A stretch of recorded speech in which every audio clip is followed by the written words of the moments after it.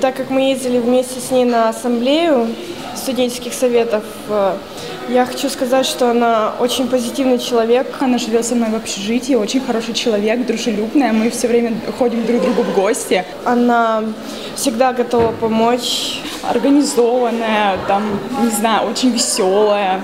Серьезный человек. Основательно подходит ко всем вопросам, делам. Ну, вообще, девчонка очень здоровская, мне нравится она. Я хотела бы все-таки узнать о ней побольше. А это Алина Куратова. Собственно говоря, вот все факты, имя, фамилия.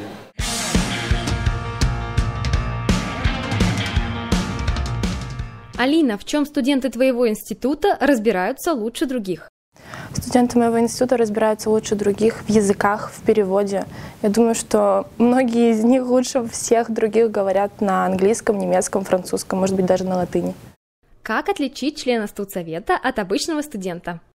У каждого члена студсовета огромные мешки под глазами от недосыпания и искра в глазах, которая зажигает все вокруг. Специфика твоей будущей профессии — иностранные языки. А как это отражается на твоей обычной жизни? После того, как я поступила в Институт иностранных языков, немного поменялось мое произношение, и иногда после долгих пар английского, немецкого языка ты начинаешь думать на другом языке.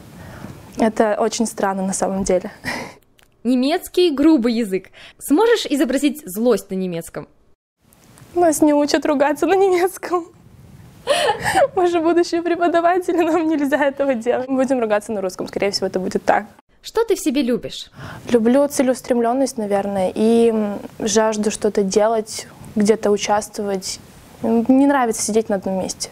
А что не любишь? Стеснительность, даже сейчас.